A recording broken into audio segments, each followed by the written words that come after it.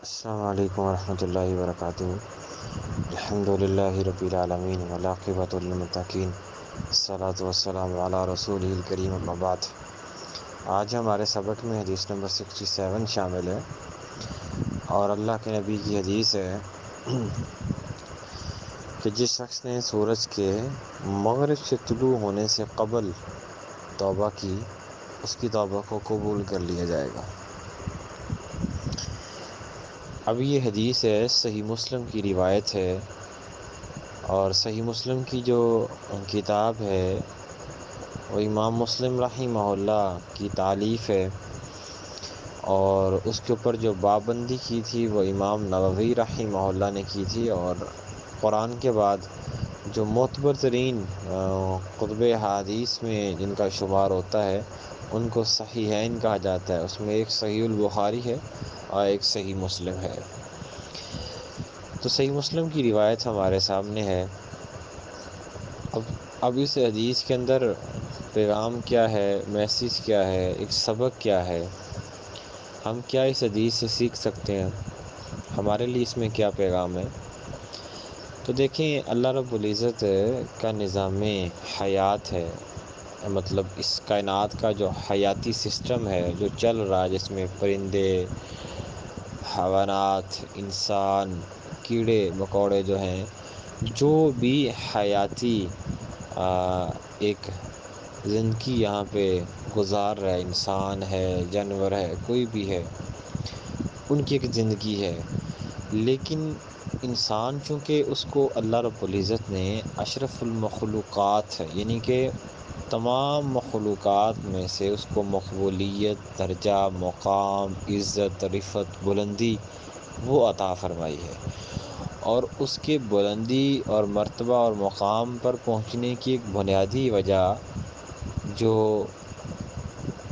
Mention ہے وہ یہ ہے کہ انسان عقل رکھتا ہے، سمجھ اور بوجھ رکھتا ہے، اور دانائی اس کو دی گئی ہے، سوچنے کی صلاحیت انسان کو دی گئی ہے، جبکہ جانوروں میں سوچنے کی صلاحیت نہیں ہے۔ دیگر مخلوقات جو ہیں اس میں شیاطین کے علاوہ جو مخلوقات ہیں ان کے اندر سوچنے سمجھنے کی صلاحیت نہیں ہوتی، صحیح اور غلط کا فیصلہ کرنے کا امتیازی وصف ان کے اندر نہیں ہوتا۔ تو انسان کو اللہ رب العزت نے یہ وصف دیا ہے، یہ خصوصیت دی ہے، یہ مقام اور مرتبہ دیا ہے، اور پھر اللہ رب العزت نے انسان کی پیدائش کا مقصد بھی جو ہے اس کو بھی مینشن کر دیا ہے کہ وَمَا خَلَقْتُ الْجِنَّ وَالْإِنسَ إِلَّا لِيَعْبُدُونِ، کہ انسان اور جن کی پیدائش کا مقصد صرف اور صرف اللہ رب العزت کی عبادت کرنا ہے۔ اب جب اللہ رب العزت نے پیدائش کا مقصد بھی بیان کر دیا، انسان کو اشرف المخلوقات بھی بنا دیا، اور پھر تیسرا کام اللہ رب العزت نے یہ کیا کہ دو راستوں کو متعین فرما دیا، فرمایا کہ یہ جو راستہ ہے رائٹ سائڈ والا، یہ جو راستہ ہے یہ دین والا ہے، جنت والا ہے، اللہ کی طرف لے جانے والا ہے، رسول اللہ صلی اللہ علیہ وسلم کی طرف آنے والا ہے، یہ راستہ جو ہے، اور لیفٹ سائڈ پہ جو جانے والا راستہ ہے وہ گمراہی کا ہے، وہ شیطان کا راستہ ہے، وہ جہنم کا راستہ ہے۔ تو دو راستوں کو متعین فرما دیا، اور ان دونوں راستوں کو متعین کرنے کے لیے اللہ رب العزت نے انسان کو عقل عطا کر دی۔ اب اس نے عقل سے فیصلہ کرنا ہے کہ میرے لیے کون سا راستہ بہتر ہے۔ اب یہ اس کی ثوابدید ہے، وہ اپنا رائٹ سائڈ والے کو اختیار کر لے یا لیفٹ سائڈ والے راستے کو اختیار کر لے۔ روڈ اس کے سامنے ہے، وہ رائٹ جا رہا ہے یا لیفٹ جاتا ہے، یہ اس کا اختیار ہے، اللہ رب العزت نے اس کو آپشن دے دیا ہے۔ تو اب اگر انسان زندگی میں اپنی عقل سے لیفٹ سائڈ کو چن لیتا ہے، اسی پہ چلتا رہتا ہے، تو اس کے بارے میں اللہ رب العزت کے پیغمبر نے کہا، اللہ کے نبی نے کہا کہ جو بندہ اس راستے پہ جا رہا ہے اس کو اللہ رب العزت موقع دیتا ہے، کس کا؟ توبہ کا، کہ بھئی توبہ کر لو اور واپس رائٹ سائڈ پہ جانے والا جو راستہ ہے اس طرف آ جاؤ. رائٹ سائڈ پہ آؤ گے وہ جنت والا ہے، اللہ کی طرف لے جانے والا ہے، صراط مستقیم ہے، اس راستے پہ آ جاؤ. لیکن اس راستے سے آنے سے قبل توبہ ہے.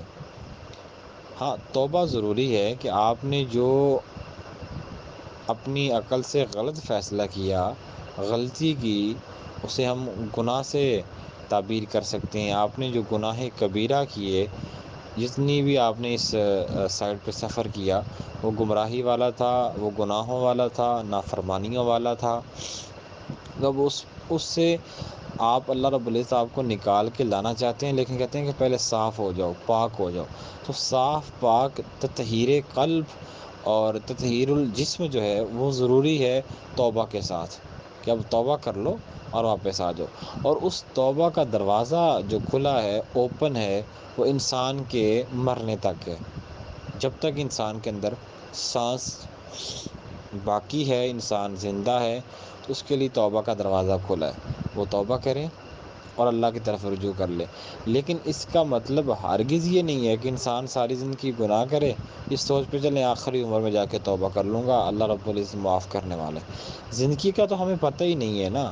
سوال صرف یہ ہے کہ ہمیں تو زندگی کا لمحے کا نہیں پتہ کہ ہم نے نیکسٹ لمحے میں، نیکسٹ سیکنڈ میں یا نیکسٹ منٹ میں ہم نے کہاں ہونا ہے، دنیا میں ہونا ہے یا ہماری جو منزل ہے وہ قبر ہوگی، ہمیں نہیں پتہ. تو اس لیے اللہ رب العزت کے نبی نے کہا کہ توبہ جو ہے اس کا دروازہ اوپن ہے، حتیٰ کہ مغرب کی طرف سے سورج طلوع نہ ہو جائے. مغرب سے سورج جب طلوع ہو جائے گا، وہ تو قیامت کبریٰ ہوگی نا. قیامت صغریٰ کی کچھ مطلب چھوٹی چھوٹی جو علامات قیامت ہیں وہ پوری ہو چکی ہیں. علامات کبریٰ ہیں سورج کا مغرب کی طرف نکلنا، دجال کا آنا، حضرت عیسیٰ علیہ السلام کا آنا، تو وغیرہ وغیرہ. یہ ہیں علامات کبریٰ، بڑی علامات ہیں. تو وہ تو قیامت بالکل قریب ہوگی، تو تب انسان کی توبہ جو ہے وہ اللہ کے ہاں قبول نہیں ہوگی. تو توبہ قبول کروانے کا جو طریقہ ہے وہ جوانی ہے. انسان کا یہ 30 سال سے پہلے 30-35 سال کا جو ایک دورانیہ ہے ایج کا، عمر کا، یہ دورانیہ اللہ رب العزت کو پسند ہے. اور تو اس لیے توبہ کا دروازہ کھلا ہے. لیکن توبہ کو بنیاد بنا کر گناہ کرنا، یہ اس سے بڑا گناہ ہے. مثال ایک بندہ گناہ کرتا ہے کہ تو بعد میں توبہ کر لوں گا. یوسف علیہ السلام کے بھائیوں نے یہی تو کہا تھا کہ یوسف کو کنویں میں پھینک دیتے ہیں، کہیں مار دیتے ہیں، قتل کر دیتے ہیں، ملک بدل کر دیتے ہیں، بعد میں آ کے رو دو کر اللہ سے توبہ کر لیں گے. یہ پلاننگ تھی ان کی، اور انہوں نے ایسا ہی کیا.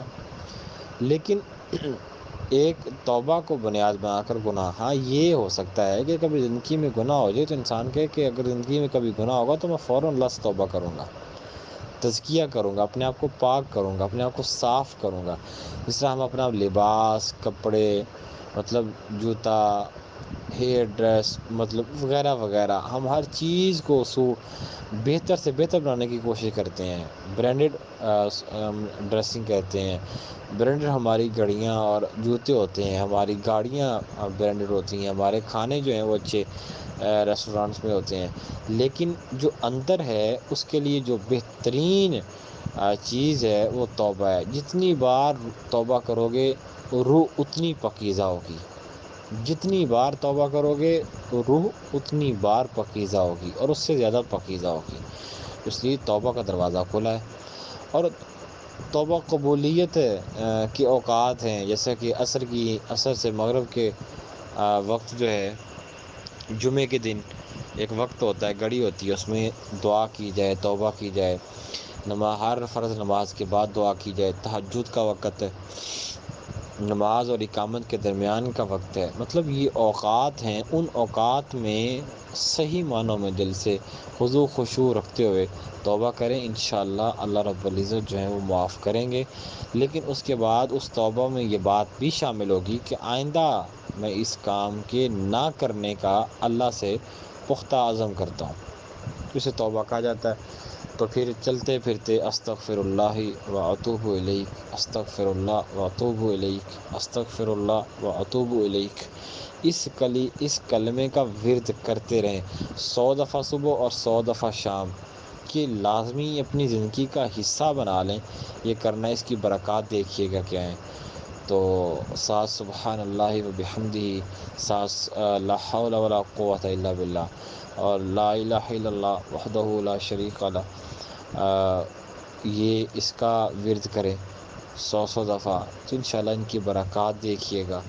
تو اللہ رب العزت ہمیں دین پر چلنے والا اور دین پر کاربند بنائے، اور اللہ ہمیں اپنے راستے پر چلنے کی توفیق عنایت فرمائے۔